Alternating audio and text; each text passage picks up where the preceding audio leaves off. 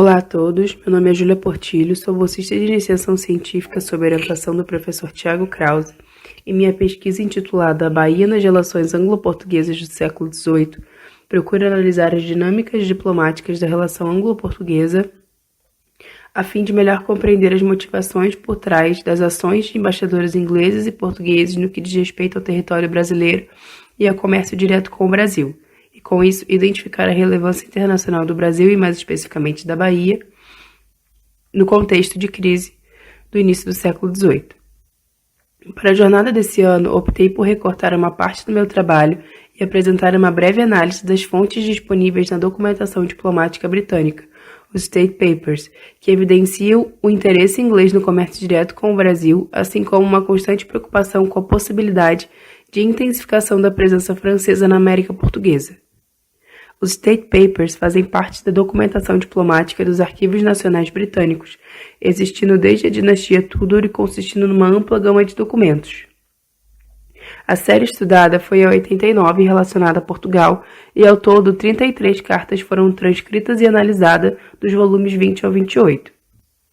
De maneira geral, os tópicos abordados pelos membros do governo britânico sobre o tema Portugal-Brasil expressam as contínuas reclamações tanto de mercadores e comerciantes quanto dos representantes do governo britânico baseados em Lisboa, acerca do descumprimento dos termos dos tratados assinados entre ambos os países. Entretanto, vale ressaltar que a análise aqui elaborada leva em consideração somente o ponto de vista inglês por conta da falta de documentos portugueses para uma comparação apropriada.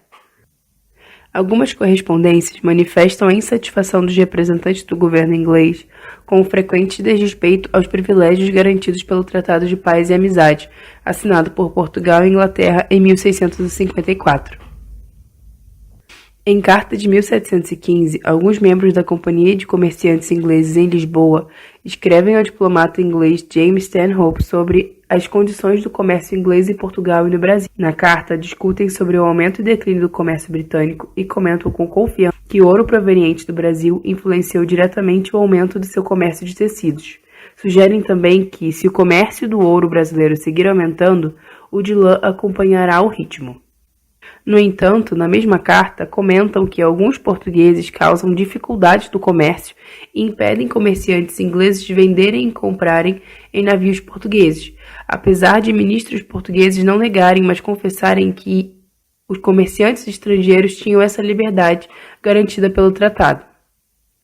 Com isso, mencionam sobre os possíveis efeitos negativos que o impedimento do comércio direto com o Brasil poderia causar no comércio inglês. Por fim, apontam os tratados de 1654 e 1661, evidenciando o artigo que permite esse trânsito direto, frisando que os governadores coloniais frequentemente violam ambos os tratados, inclusive com o respaldo do rei. A 8 de outubro do mesmo ano,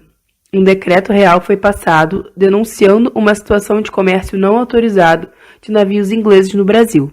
A respeito da circunstância, o rei português passou uma provisão em forma de lei com o intuito de, abre aspas, evitar tão considerável dano, fecha aspas, uma vez que a entrada dos ditos navios ingleses que traziam mercadorias da Europa e da Índia retirava do Brasil muito ouro e tabaco. Através da provisão, um rei instituiu aos governadores das conquistas a não admitirem em seus respectivos portos navios ingleses ou de outra qualquer nação estrangeira. Na mesma provisão, o rei anuncia as punições para aqueles que consintam ou tolerem de algum modo concorram para semelhante negócio com os estrangeiros. Aqueles que porventura intentassem ir a reinos estranhos também estavam sujeitos à condenação de prisão, degredo para outra conquista e desnaturalização do reino. No mesmo ano,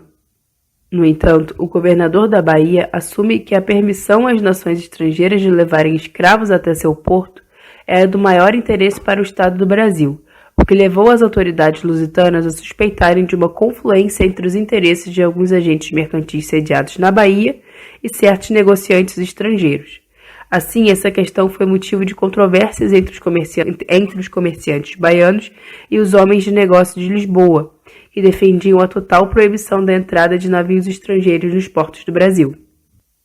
Além disso, outro tema recorrente nas ditas cartas é a preocupação dos representantes ingleses com as atitudes diplomáticas francesas, principalmente no que diz respeito ao comércio com o Brasil. Em carta de 4 de agosto de 1717, o cônsul Henry Worsley escreve ao secretário de Estado inglês sobre as preocupações acerca da possibilidade de Portugal ceder à pressão francesa caso a Inglaterra falhe em conseguir mediar a situação com a Espanha por meio de acordos. Informa ainda que Portugal se dispôs a conceder liberdade comercial à França no que diz respeito ao comércio com o Brasil. Assim, do ponto de vista do cônsul britânico, a investida francesa seria desastrosa para o comércio inglês com a colônia. Um outro assunto presente na documentação diplomática é a discussão sobre a permanência ou expulsão de 4 famílias britânicas que se estabeleceram nos principais portos brasileiros. De acordo com o Tratado de 1654, foi determinado como privilégio concedido aos ingleses a permanência de 4 famílias estrangeiras em portos do Brasil. No entanto, conforme as informações contidas nas cartas, essa concessão era frequentemente desconsiderada pelas autoridades coloniais, o que acabou por criar uma atmosfera de tensão entre os dois países. Escrevendo de Lisboa em 26 de novembro de 1717, o cônsul-geral William Poyntz informa a um membro do parlamento britânico sobre a ordem emitida pelo vice-rei do Brasil, Marquês de Angeja, sobre a retirada das famílias de 3 mercadores ingleses e quaisquer outros estrangeiros que estivessem estabelecidas na Bahia. Segundo a dita ordem, as famílias teriam um período de 1 ano para resolverem seus negócios e voltarem para Portugal sob pena de multa e aprisionamento, caso não conseguissem garantir a licença real para poderem ficar mais tempo no Brasil.